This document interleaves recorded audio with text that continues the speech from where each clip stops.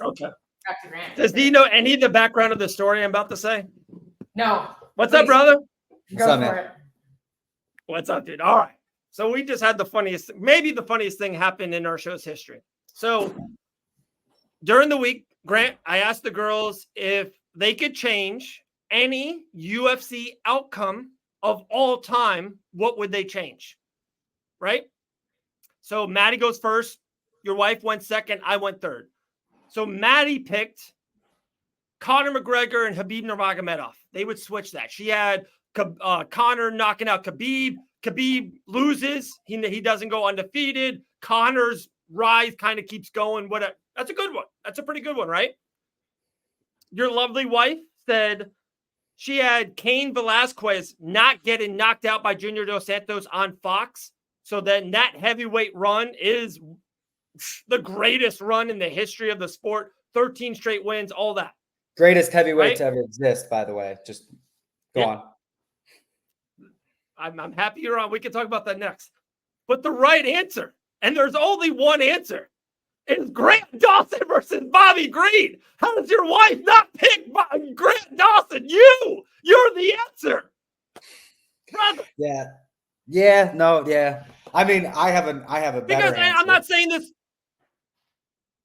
What's that?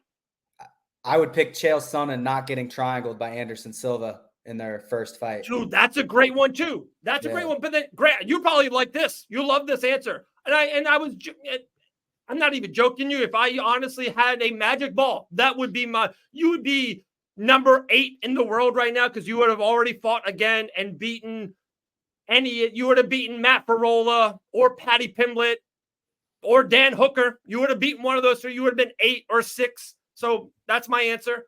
But if you would have said one of those iconic ones, and that's a great one too, Grant.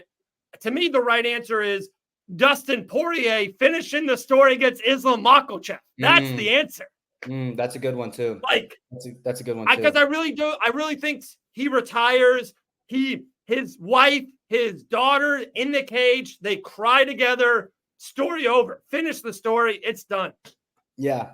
I agree. But there's a lot of things that come along with changing these outcomes because we say storybook ending. We say it would have been an incredible Dustin might have fought again. He might have gone on a Chuck Liddell style ending to ruin his legacy. We never know what.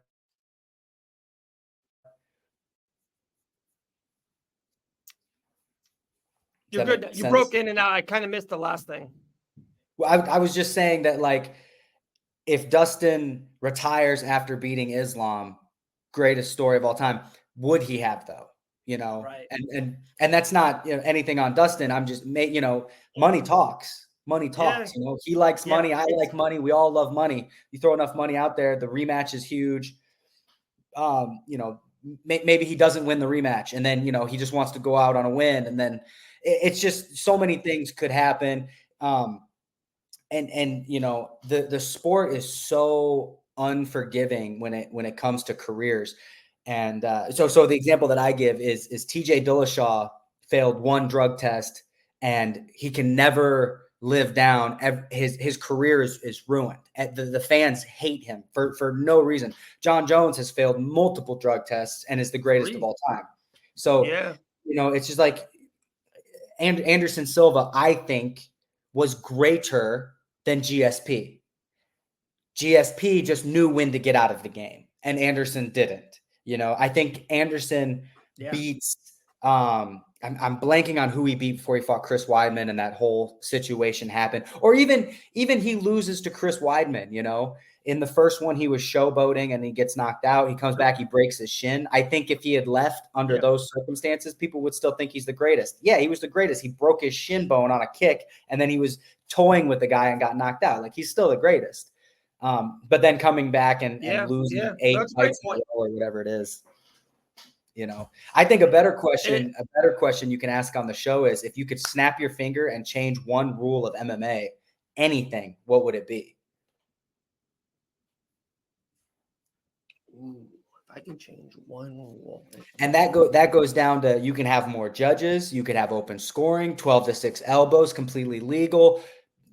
Any rule, you snap your fingers and it's instantly changed worldwide. What rule would you change and why? The first thing it's such a good question, brother, and let's run with it. The thing that just pops in my head right away is open scoring. I think we need to see a scoreboard. The UFC is on ESPN. That's it. So it's NFL and MLB and NBA. You always see a scoreboard. I just think it'll be good for the sport. Dawson versus Hooker in round 2, and it says Dawson 9, Hooker. Dawson 10, Hooker 9. I think that's good for the sport. Right. I agree. I think one thing that I would change like immediately is more judges. You know, convincing 2 people that you want to fight is not that difficult. Convincing 3 out of 5 there, and at least you got more viewpoints. And I would like 3 judges don't have TV screens. 2 judges have TV screens. Oh, you already? So that's a fun one. This is so fun. I like the opposite. I heard this once. You can have 5 or 7 judges. They should be in the arena, but in the back watching the monitor. Because all the time, if you're fighting Paddy Pimblett in England and Paddy Pimblett does this and it doesn't hit you, but it's like, ooh, judges could be persuaded like Paddy Pimblett did hit you because the fans are going, ooh and ah. And then you do something awesome. You get a great body shot to the body and it's nothing. But if you see it on the TV and kind of feel it, and of course, the commentators say, wow, Grant Dawson rips the body again. You're kind of hearing it and feeling it. If you're there live. I do think there's a double-edged sword when you're talking about that, though, because then there's also less accountability for the judges. They feel safer. We all know that the guy who's online behind his computer screen is much more likely to say something stupid or racist or mean because there's no immediate consequence. At least if, so you take Paddy Pimblett out of it, it's a close decision, and these guys know this crowd is going to start booing if I get this wrong, whereas you don't really have to deal with that. It comes and goes. Have 5 judges, have 3 ringside, have 2, on the outside. There's just so many things that we could do, and the thing that pisses me off is that we have 52 shows a year. We have 52 shows a year, whatever it is, and we aren't trying these things. I'm down for trying. I'm down for you get a disclosure. Hey, do you want to fight on this Vegas card? Yes, I do. Just so you know, knees to a downed opponent are legal for the entire show.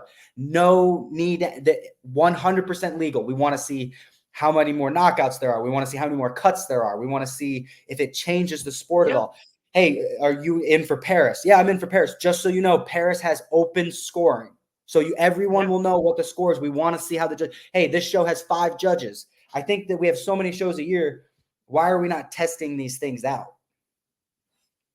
I totally agree, Grant. I can't even agree with more. And to me, the perfect thing, instead of like changing it in the big leagues, if you want to say Paris or a UFC show, they should be doing this on the Dana White Contender Series. It's a great, kind of like middle ground, like a transition. Hey, guys, we're doing this. And then if it really does work here, now we're going to make this into the next level. And for the fighters, there's so many. You're one of them. There's so many of you guys go through the Contender Series. It almost gives you a little bit of a buffer on the regional. You're maybe not doing it. You got on the Contender Series. Hey, guys, we're going to have soccer kicks. Hey, guys, 12-6 elbows, whatever it is. Contender Series, we're allowed. And then it worked. We're going to the big leagues with it. And I've been saying for years, that the Contender Series needs to be its own show. And me too. I brought this up in a conversation I was having with the UFC staff, and they were like, you don't really know what goes behind the Contender Series. Like there's so much like work and stuff that goes behind that. I was like, yes, I agree. You hire more people. You have Sean Shelby does not touch the matchmaking of the Contender Series. It's Joe Blow or whoever it is. And you're getting that guy really good at matchmaking and looking at new talent. So when Sean Shelby is ready to lay down his pen, you've got somebody that can step right up. 2, the guys in the UFC don't have to worry so much because they have these influx of, like, let's be real, like 50 fighters coming in every year of the Contender Series. So they're signing the loser, they're signing the winner, they're signing the guy that missed weight, they're signing this, they're signing that, they're signing the dude's uncle because he's cool and fought in the backyard once. And it's just, there's so many people getting, don't make them sign. There's a Contender Series belt. There's a Contender Series every Tuesday, every other Tuesday, whatever it is throughout the year. And you win, you don't just get a contract. It's, hey, you've won, stay in good shape. If somebody backs out, you're in. Or you have a guy like Bo Nickel. Yeah. I don't like using Bo because he is that level. Let's pretend that Bo is not as good as he is. But he's a superstar in wrestling. You want to build him a little bit more. You keep him on the Contender Series. He beats up a bunch of guys that are at his experience level. Now he's coming into the UFC instead of being 3-0 with 3 knockouts. Maybe he's 10-0. God forbid he's 10-1. He's got that experience. He's got that. Yeah. I've lost before. Yeah. I've done this. I've got the belt. I've fought 5 rounds before. Get him in that little bit of experience, and then you've got more room to sign these wrestlers that you want, or these WWE guys. Hey, we want to give not Brock Lesnar. What was the other? CM Punk. We want CM Punk's fame, but he's clearly not going to beat anybody in the UFC. Contender Series. He goes 0-10 in the Contender Series. Everybody's watching. Love this. I love this idea. We'll go back to it too, but I want to hit on this because I totally disagree. Open score won't change how judges judge. I totally agree. It will show us just how judges are bad. But I totally agree with that statement. But my point back to, let's just use Grant Dawson versus Dan Hooker. I go on. I disagree. My point with this is, comment. Yeah, me too. Totally. Like, if Grant Dawson is fighting Dan Hooker, and Grant, you're Francis Marshall versus the kid that he fought, right? We all thought Francis Marshall won round 1. We all thought he dominated. Towards the end of the round, the other guy from New York kind of fought a little bit, but we all thought Francis Marshall won. At the end of that round, the judges go Marshall 10. Or, God forbid, if they go Marshall 9, now Francis knows, holy shit, I can't do that. I got to change. I got to switch it up. I got to fight a different way. Whatever I did, I thought I won, and the judges didn't. I got to switch. It's not saying that they're bad judges or good judges. They thought that round or the way that I'm fighting didn't win. So I got to change. Like, yeah. Grant, you want to know you and L forever think this way. You don't want to know 30 years from now, L's like, oh, I never wanted a kid. It's too late. You want a kid. You want a kid together. You want a family. Like, you want to know right away if the judges are good or bad. Here's my argument on that as well. I'm going to give you a quick example, and then L's going to jump back on. James Krause fought a man named Trevin Giles. He takes the dude down in 30 seconds. He has his back for the entire round. So for 4 minutes and 30 seconds, he's got control on the back, not just taking it on the back, right? 2 judges obviously score that for him. And Trevin Giles' teammate was the other judge and scored it for Giles. If we have open scoring where it flashes up on the screen, that would not have happened.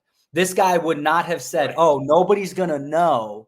So if the next 2 rounds are close, nobody's going to know that I gave him this round. Right. And that same judge scored the 3rd round for James, which was so close. And I personally had James losing the 3rd round. So now you're saying I'm going to score the 3rd round for James because that way all 3 scorecards are 29-28. We don't have a 30-27 in there. That way nobody really knows that I'm the one that did this. Right. If you have that scorecard flash up on the screen and it says, Trevin Giles' teammate scores this round for for Travis or whatever his name is, then he's like, oh shoot, the crowd's going to boo me. I'm going to get soda cans thrown at me.